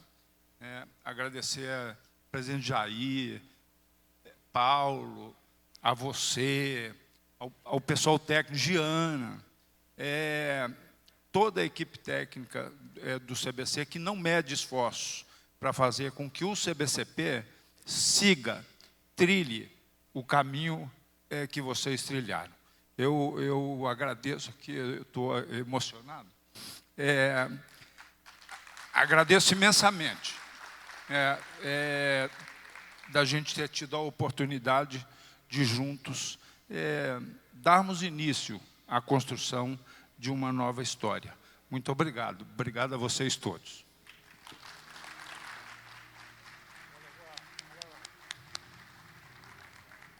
Legal, né? E a gente espera aqueles clubes que, lógico, estão ansiosos, né, também da execução dos recursos. O João depois sente hoje, a confidência até para mim, ele sabe, fala, poxa, Arnaldo, se eu soubesse que era tão complicado, eu queria que você chamasse você para a minha equipe, para a sua equipe, e estar juntos com você lá, porque realmente é muito complicado mexer com recursos de origem pública, né? Mas vai seguir o seu caminho, está no caminho correto, é isso, João. Tranquilidade, serenidade, segurança, que vai dar certo. Bom, então vem a história dos editais, né? Então, 2014, então iniciamos os editais, 1 e 2, qual foi a nossa lógica? Vamos equipar os clubes, vamos readequar os clubes com equipamento de nível internacional para que os atletas dos clubes brasileiros treinem e façam suas competições na mesma qualidade que tem as competições internacionais. Por isso que a parceria com as confederações, a obrigatoriedade da compra dos equipamentos e materiais que sejam estabelecidos pelas federações internacionais e pelas confederações nacionais. E o edital 3 e 4 foi a primeira experiência como os primeiros campeonatos brasileiros apoiados na íntegra pelo CBC. Então, os primeiros projetos nasceram com o pode tudo. Pode transporte interno, pode material esportivo, pode arbitragem, pode tudo, entendeu? Mas, rapidamente se percebeu o quê? Não tem dinheiro para tudo. Então, para que fazer processos complicados? Vamos focar no importante. Vamos focar no custeio mais representativo. E, desde então, já era campeonatos brasileiros, porque nós somos uma entidade nacional. Não fazia sentido apoiar campeonato municipal.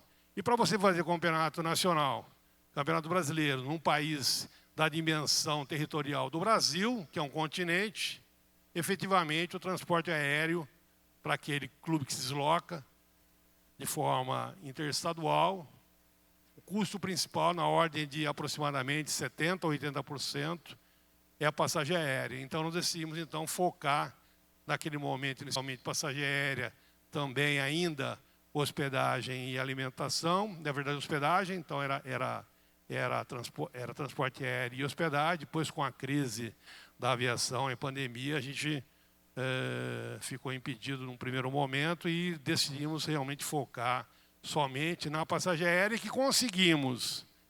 E vai ser demonstrado a seguir aqui, os resultados obtidos pela economicidade da aquisição direta fez com que aquilo que nós deixamos de oferecer, que efetivamente era hospedagem, foi canalizada em passagens aéreas, podendo permitir um número muito mais representativo de CBIs. Tá? Em 2015 ainda, muitos clubes, em 2014, não conseguiram as suas certidões, mudar seus estatutos. A gente insiste novamente em 2015, no ano seguinte, também com material e equipamento esportivo. Aí tinha outra briga interna, olha, puta, não para de brigar, né? Minas e Pinheiros, né? Os dois grandes clubes brasileiros de formação de atleta, dois grandes clubes brasileiros de formação de atleta, me questionam, à época, né, quando digo me questionam o CBC, já na presidência, logicamente, todos esses recursos começaram a ser utilizados no mandato de Jair Pereira, né? Brilhante mandato, 2 mandatos fantásticos, que teve suas contas 100% aprovadas, início ao fim, 2 mandatos, não tem nenhum único centavo de execução do presidente Jair Pereira a ser analisado, estão todos concluídos. O Paulo Maciel pode ser que vá para a cadeia ainda, mas Jair Pereira está livre, está tranquilo e tal. E efetivamente o que a gente faz?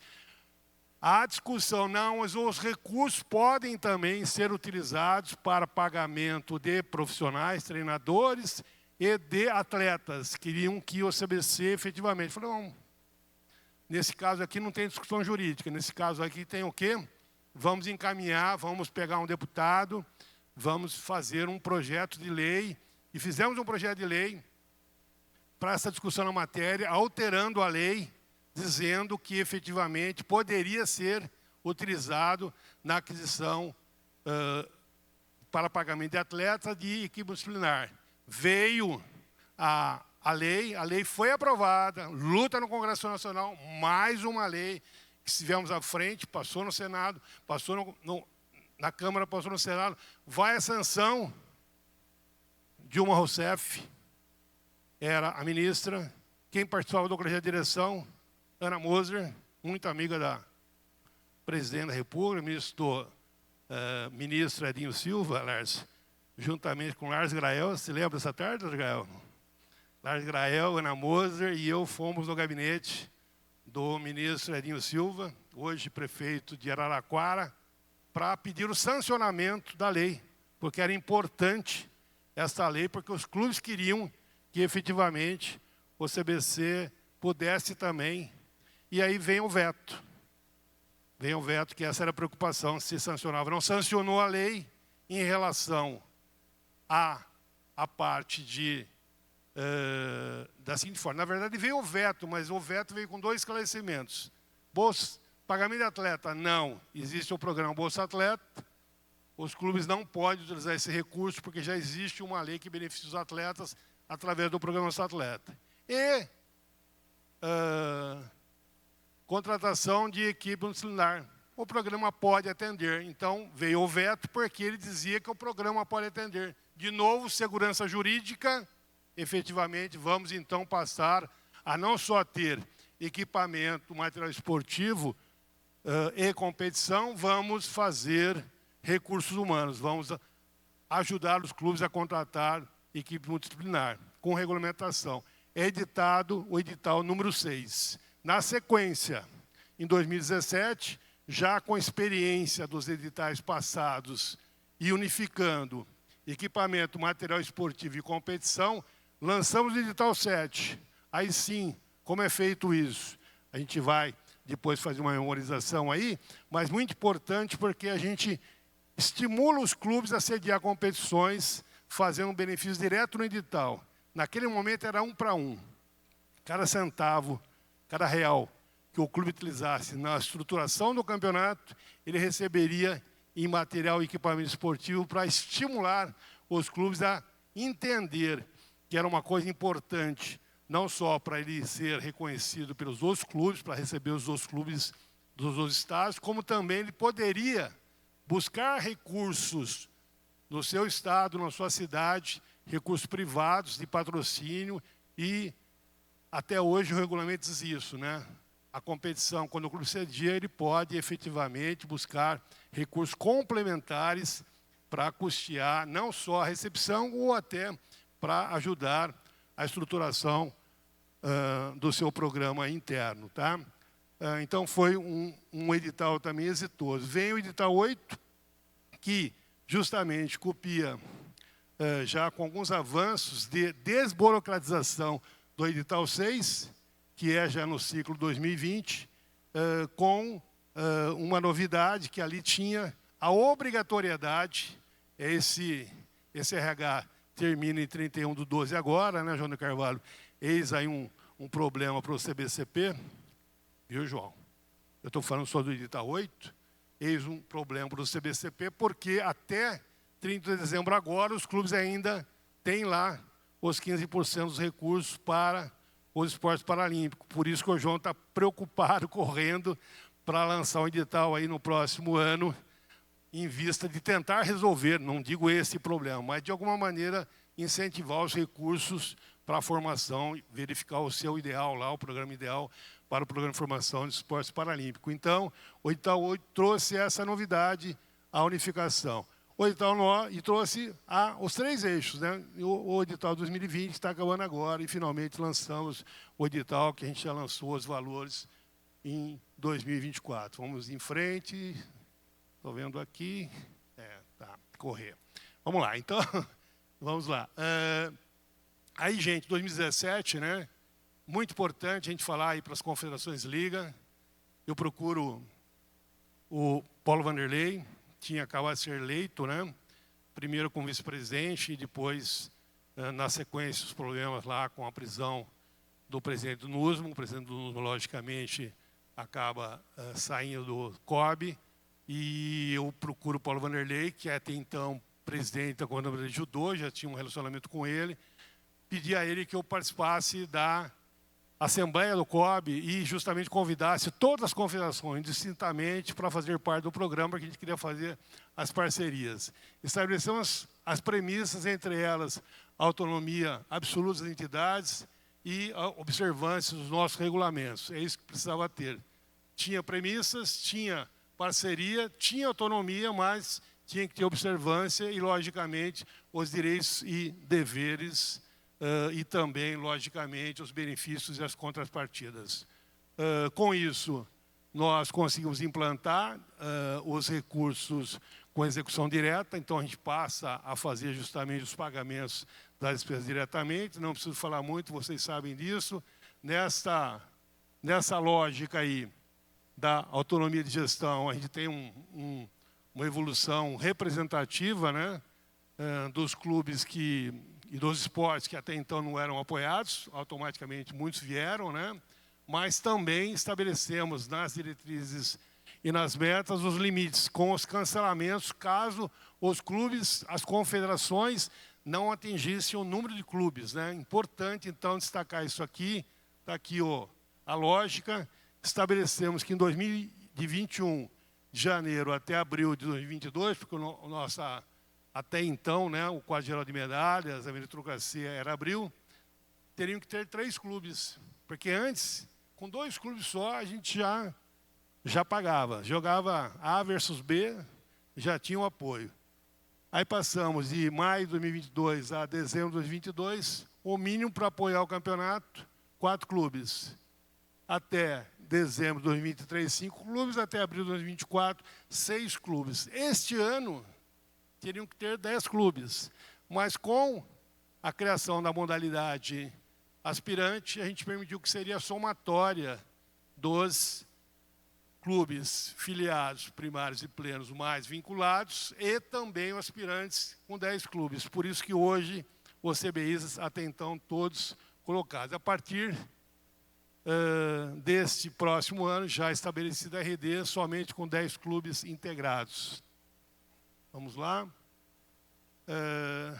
A gente, o tempo todo, perseguindo aí a integração dos programas com o Ministério do Esporte.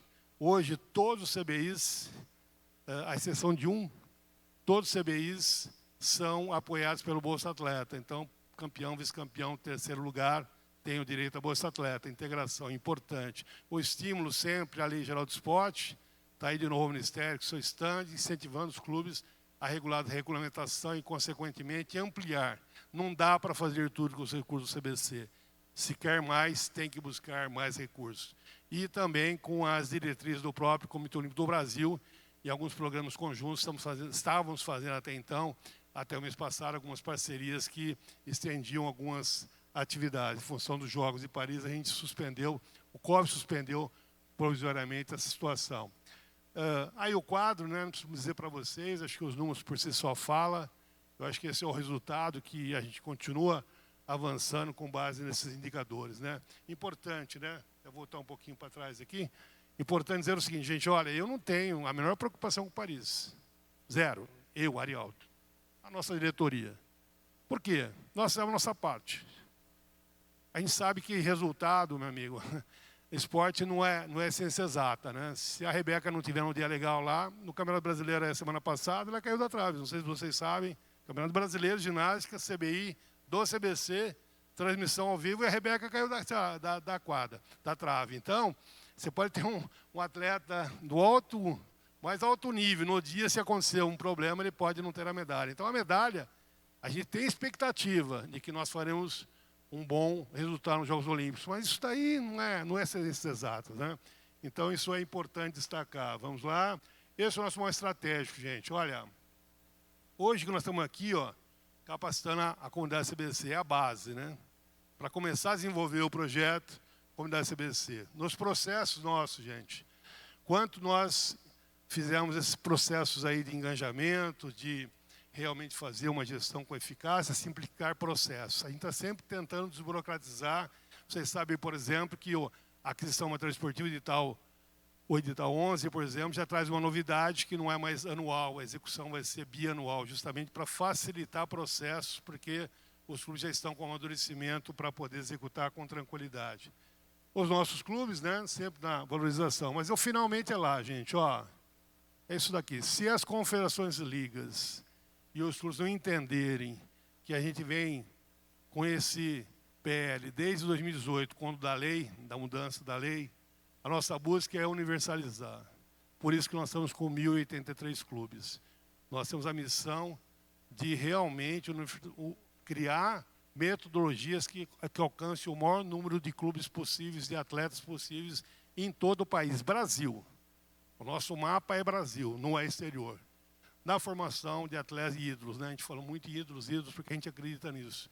Inspirar para o esporte, formar campeões, né? E o selo realmente é a nossa necessidade, tá? Tá aí, ó. Então, Brasil inteiro, né? De norte a sul, 1.083 clubes, muito orgulho desse momento. E volto a dizer, o nosso território é o Brasil. Nós não temos competição internacional, nós temos realmente que lutar para que o esporte chegue no Brasil no maior número possível de atletas envolvidos, tá?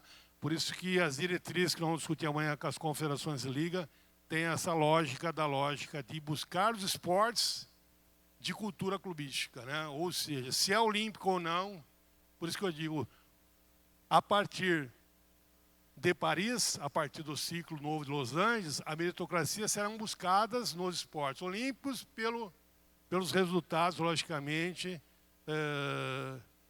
dos rankings de cada esporte olímpico, mas também no que não é ali, por exemplo, o futsal, e haverão outros, né, de efetivamente pelos campeonatos mundiais desses esportes. Eu gosto muito desse mapa, porque mostra o que nós falamos até aqui. A primeira pista aqui mostrando que 78% dos clubes não contribuem, somente 22%, somente 233 clubes hoje arcam com os recursos, que são justamente os clubes vinculados e filiados. E aqui a nossa trajetória, né, do ciclo. 2014, 17 clubes, apenas 17 clubes estavam com suas documentações regularizadas. A gente termina o ciclo 2016, 2013 era 0, tá? Então, 2013 a 2016, primeiro ciclo, Rio de Janeiro, 32 clubes. Quando vê aquela primeira fitinha vermelha lá, né, que seria aí a indicação do bronze, vamos chamar assim, que a gente cria a condição da categoria vinculado. Então, já em 2017, a gente termina o ano com 2 categorias e vai até o final do ciclo, 2020, a gente abre os filiados, que passa a ter o vínculo filiados pleno e os filiados primários. Então, a gente sai efetivamente 63 clubes e vai a 148 nessa categoria. E esse último ciclo, né, efetivamente, a gente sai, primeiro ano, de 181 clubes para 1.083. Vejam que há uma certa estabilidade já dos clubes plenos. Vejam que nos últimos 4 anos, 53, 56, 56, 57, 57, 59. Ou seja, há uma estabilidade nos clubes que podem receber recursos, porque justamente são os clubes estruturados com sede própria e com documentação. Já os clubes filiados primários vêm aumentando, né?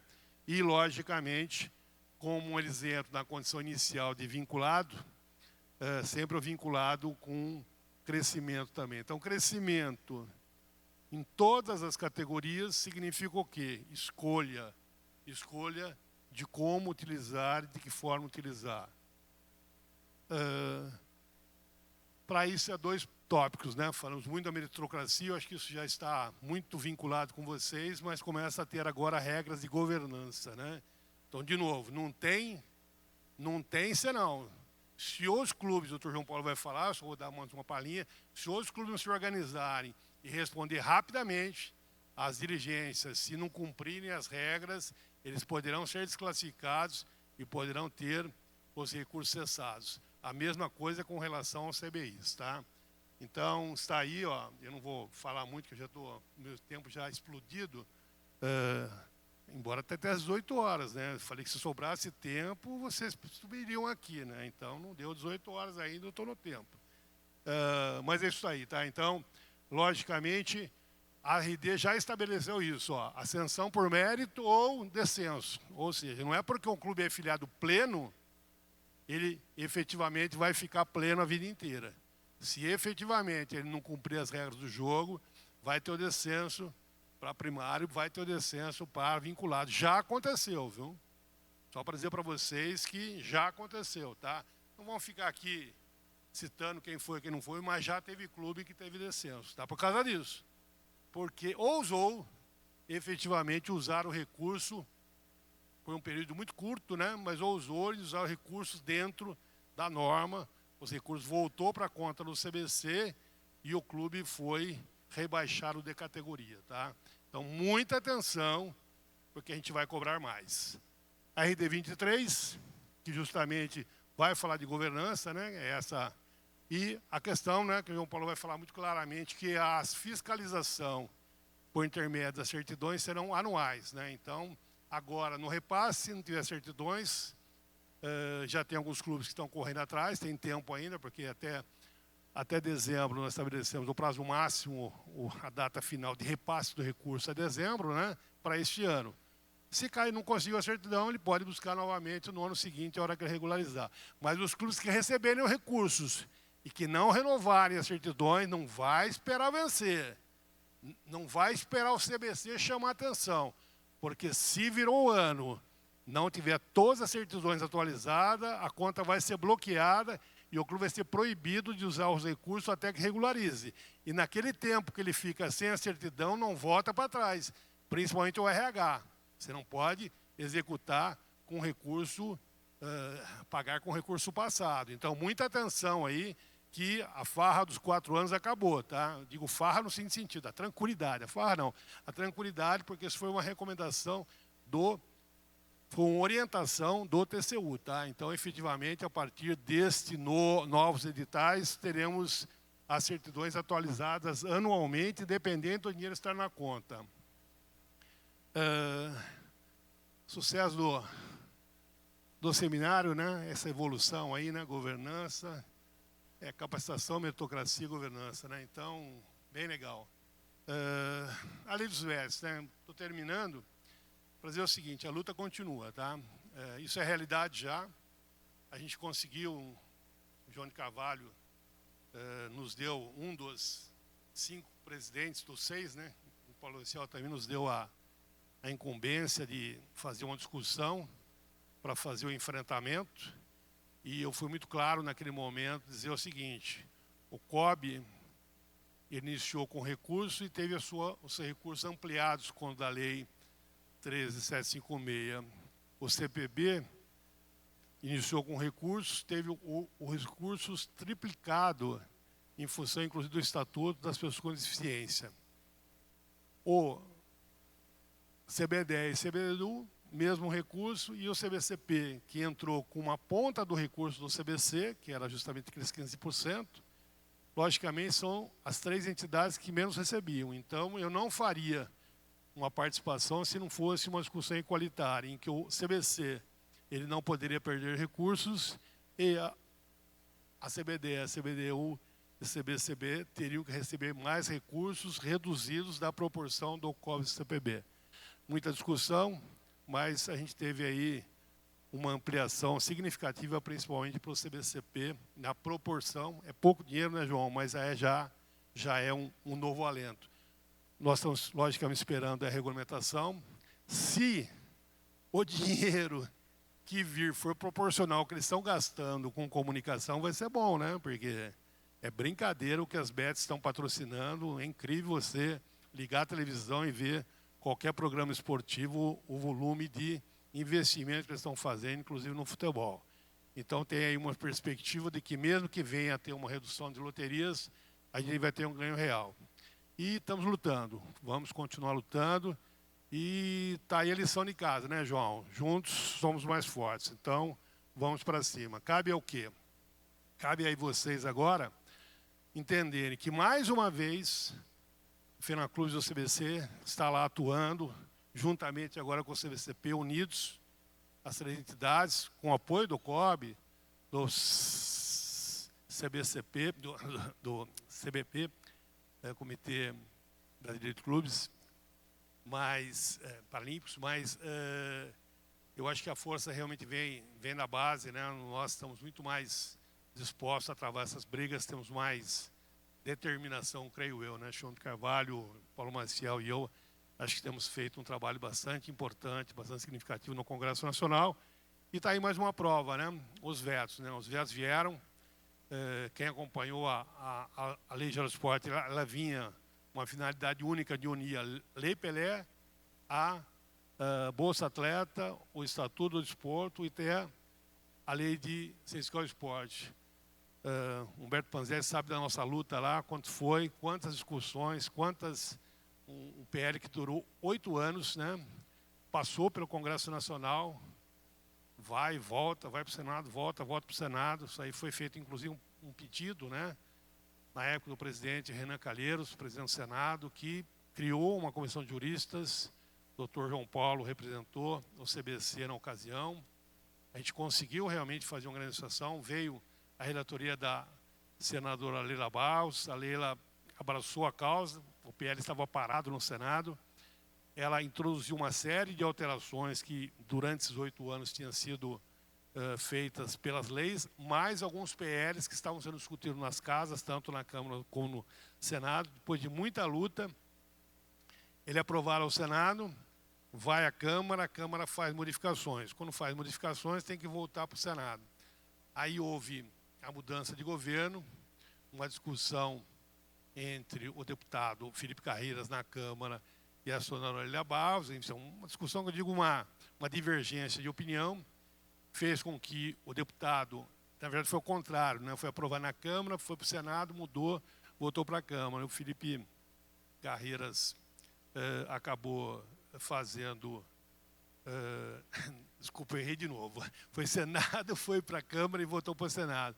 A Leila acatou algumas mudanças que o Felipe Carreiras tinha feito na Câmara, outras não, e vai à sanção. A gente tem, né, acreditávamos que efetivamente, poxa vida, um projeto que durou 8 anos, que passou pelo governo Bolsonaro, que chegou, que era antes do governo Dilma, Temer, na verdade foram 4, Dilma, Temer, Bolsonaro, sancionado pelo presidente Lula, não tem para ninguém, né? Quer dizer, votado no governo do presidente Lula não tem para ninguém, mas Brasília dorme com uma notícia e acorda com outra. Quando vem, a ministra Ana Moser fez uma proposição absurda de vetos.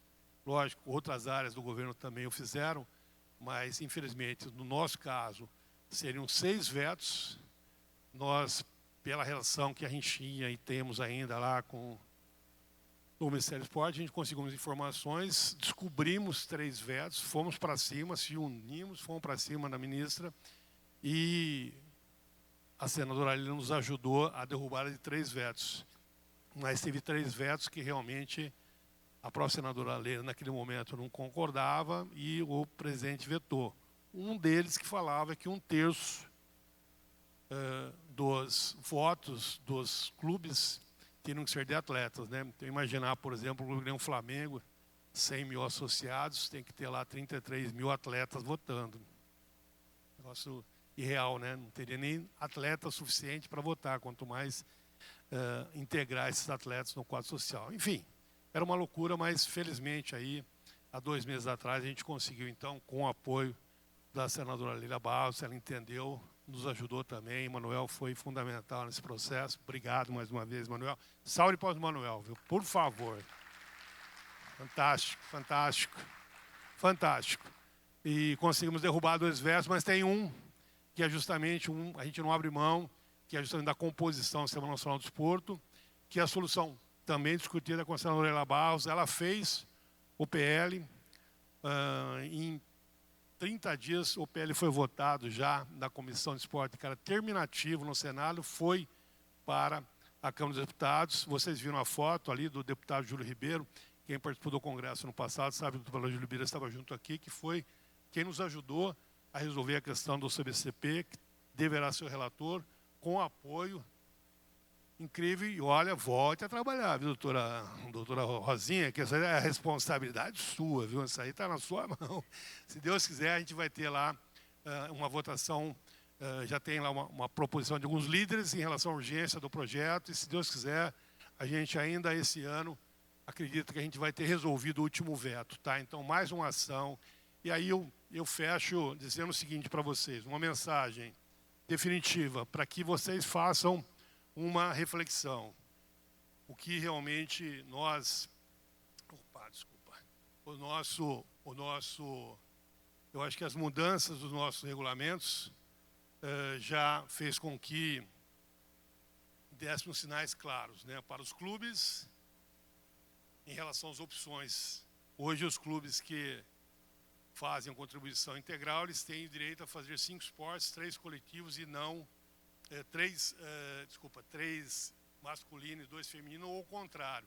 E sabem que se não estiverem no top 10, automaticamente eles são obrigados a pagar 25% de acréscimo. Ou seja, é já um sinal de dizer assim, façam escolhas o que realmente vocês querem fazer, porque se tiverem que fazer mais sem resultado, terão que pagar a conta. A mesma coisa em relação às escolhas dos esportes com as confederações.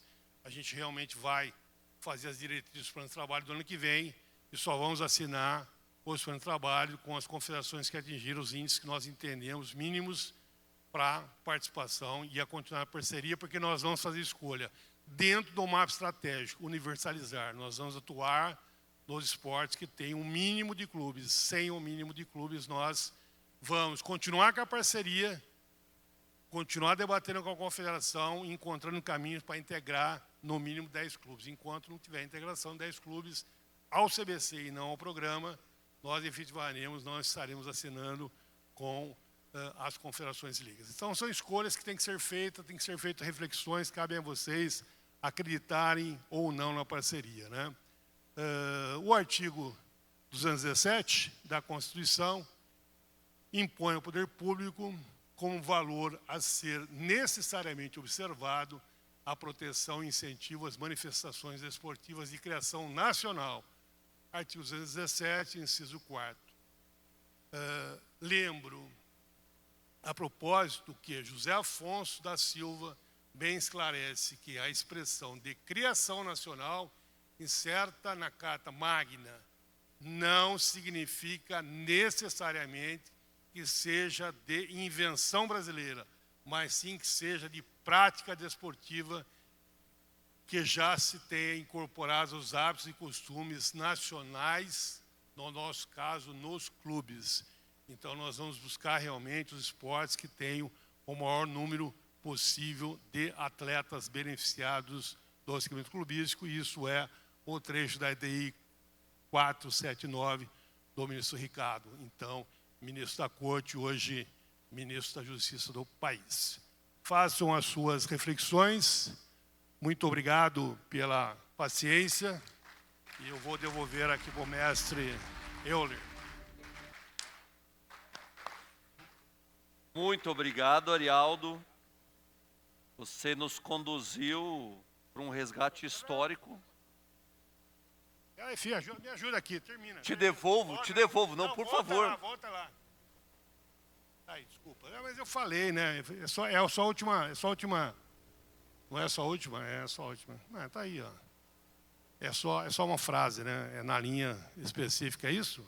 Não, tem mais uma frase. Solta lá. Desculpa. É o vídeo, é isso? É o vídeo? Tá vendo quem fez a palestra? Foi a Giana. Eu falo que ela manda em mim, ó. Ela manda em mim. Desculpa aí, gente. O futsal.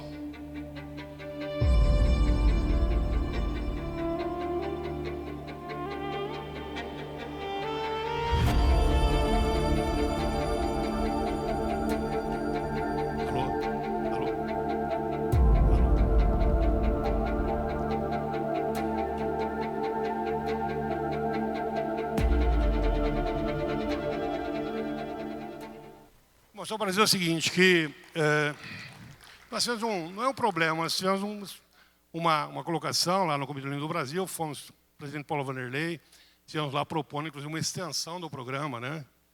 A gente tem umas coisas que às vezes acaba acontecendo, sei lá, vem uma luz, né, no nosso caminho, né? E eu fui com a diretoria, fizemos uma reunião junto com a diretoria do COB, transparência, debate tranquilo, né? Eu acho que o Paulo Vanderlei fez um trabalho incrível lá no COB, as confederações, enfim. Mas a gente queria, efetivamente, estava no momento de virar a página e falar, poxa, tem alguns esportes ainda que nós não conseguimos fazer, né? Que tal a gente tentar desenvolver algum centro específico, né? Vamos falar, dizer assim, hipoteticamente, skate, tá? Skate não está ainda introduzido totalmente nos clubes, é um esporte relativamente novo. Então, por que não trazer para os clubes, né? Anteontem, uma das reuniões, eu fiz, já passei de 10 reuniões que eu fiz paralelas nesse evento. Fiz uma reunião com a direção nacional do SESI, para fazer uma discussão. Vamos integrar todos os SESIs aí ao CBC mesmo. Acabar a discussão, é mais um grande parceiro aí que vai utilizar o selo de formação no CBC. E eles se colocaram à disposição, ofereceram, inclusive, as suas instalações, já ofereceram um monte de coisa para a gente ser parceiro, falava, inclusive, estão construindo agora, vão inaugurar uma grande pista de skate, por exemplo, né? E a gente foi lá no COB e falou, pô, não é o momento agora da gente aproveitar e fazer um apoio a todo o time do Brasil, né? Tentar colar o programa de formação atleta, até dos esportes que hoje não estão inseridos, né? Mas, logicamente, o Paulo Vanderlei está numa luta aí com Paris, está aí à vista as vésperas de Paris, tem um problema sucessório, ele é candidato à reeleição, e pediu, então, que a gente suspendesse o programa, né? E foi um momento de a gente fazer a reflexão interna, foi nossa escolha, falou, não podemos parar, não podemos esperar, então vamos então, para o esporte de criação nacional, estender para esses esportes que não têm raízes nos clubes, pô, para que isso? Vamos continuar com os que já tem, que estamos parceiros, com os que estão aqui, e vamos, então, efetivamente, incentivar o esporte de criação nacional. E vamos, então, já tínhamos sido procurados pelo futsal, e rapidamente, em uma semana, a Liga Nacional de Futsal assinou o termo de parceria, de entendimentos e parceria. Em um mês, todos os clubes estavam integrados da Liga Nacional, com o selo de formação, com as placas na quadra.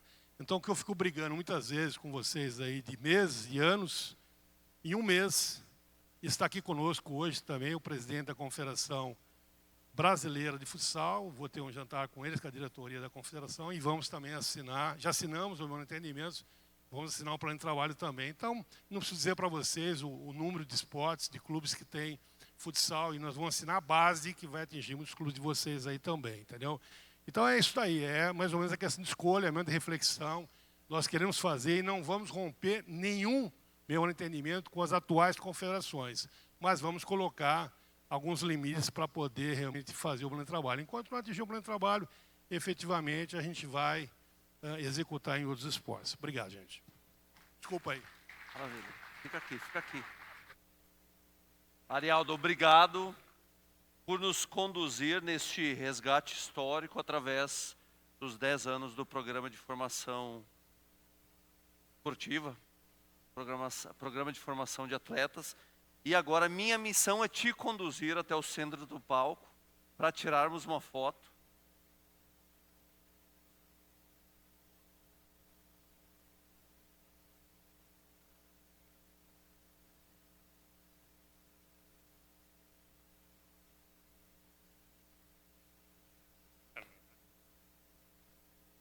Obrigado novamente, Arialdo.